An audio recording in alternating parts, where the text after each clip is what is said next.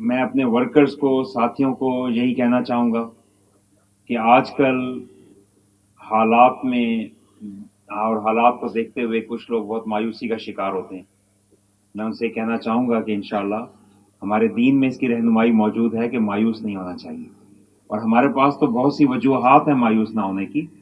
اس وقت بھی جب 2013 میں مسلم لیگ نون کی قیادت نے اس ملک کی باغ دوڑ سنبھالی عوام کے ووٹ کے نتیجے میں، تو 18 گھنٹے کی لوڈ شیڈنگ تھی، اور پوری دنیا میں عجیب و غریب باتیں پاکستان کے بارے میں کی جا رہی تھیں. امن و امان کی کراچی میں برے حالات تھے، فاٹا، بلوچستان، اور ایسی باتیں تھیں جو کوئی بھی شخص یہ گمان نہیں کر سکتا تھا کہ 5 سال میں پاکستان کی کایا پلٹ جائے گی. اور یہی ہوا. اللہ کے کرم سے، ہماری پارٹی لیڈرشپ کی محنتوں سے، تمام ٹیم کی محنتوں سے پاکستان کی کایا بدلی، بجلی ملنا شروع ہوئی، امن و امان بہتر ہوا.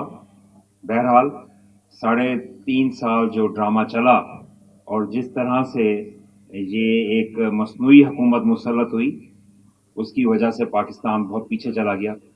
لیکن آج پھر کولیشن گورنمنٹ ہے، مختلف پارٹیز، لیکن آپ نے دیکھا کہ کولیشن گورنمنٹ نے بھی پی ایم ایل این کے تجربے کو تسلیم کرتے ہوئے، ان کی قابلیت کو تسلیم کرتے ہوئے لیڈرشپ کی، یہی کہا کہ پرائم منسٹر بھی پی ایم ایل این سے ہونا چاہیے، اور کولیشن کا فیصلہ تھا کہ فائنانس منسٹر بھی پی ایم ایل این سے ہونا چاہیے.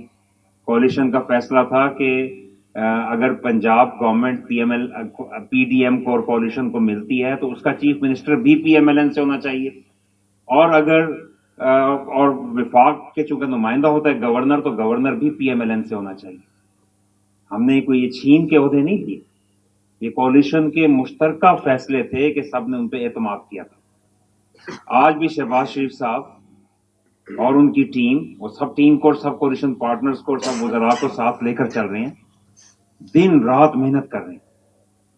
یہ سلو مارچ جو تقریب کاری پہ جب لاہور سے نکل رہا تھا، تو یہ ابھی گجرانوالہ نہیں پہنچا تھا، تو وہ جدہ سے ہو کر، مدینہ سے ہو کے، مدینہ منورہ سے ہو کے، اور مختلف ممالک سے ہو کے، امریکہ سے ہو کے، ٹرکی سے ہو کے، اور پاکستان کے تعلقات جو پچھلے 3.5 سال سے دوست ممالک کو بھی ناراض کر بیٹھے تھے، ان سے ٹھیک کرتے ہوئے واپس اسلام آباد میں کام کرتے نظر آ رہے تھے.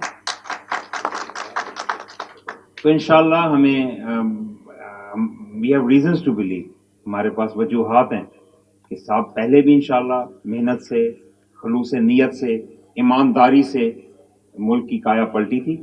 ابھی بھی جو مہنگائی کا طوفان ہے اور ملک کے اندر جو خدا نہ خواستہ ڈیفالٹ ہونے کے خطرات اتنے پیدا ہو گئے تھے، اس کو روکنا تھا.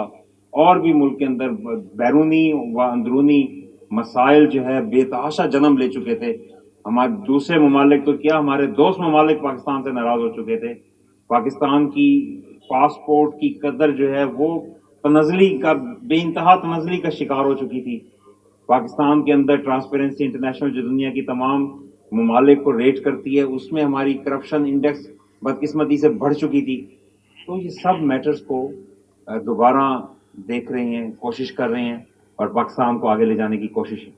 اور الحمدللہ چیزیں مثبت طرف جا رہی ہیں، اور آپ آنے والا وقت دیکھیں گے انشاءاللہ بہتری کی طرف جائے گا. تو آپ کو بالکل مایوس نہیں ہونا. وقت کے ساتھ ساتھ جب ہم بہتری کی طرف جائیں گے تو انشاءاللہ، کیونکہ جب لیڈرشپ اچھا پرفارم کرتی ہے تو ہم سب بحیثیت ورکر سر فخر سے اٹھا کر چلتے ہیں. اور اگر خدا نہ خواستہ لیڈرشپ یا کسی بھی پارٹی کی جب وہ ڈلیور نہیں کرتی تو ان کے ورکر بھی جو ہے وہ لوگوں کو اس طرح فیس نہیں کر پاتے. تو ہم دعا گو بھی رہیے.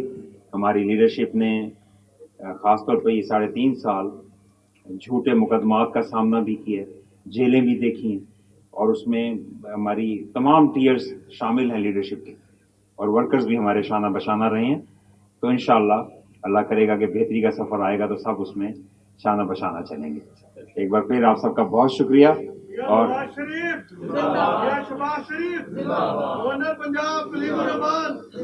بہت شکریہ.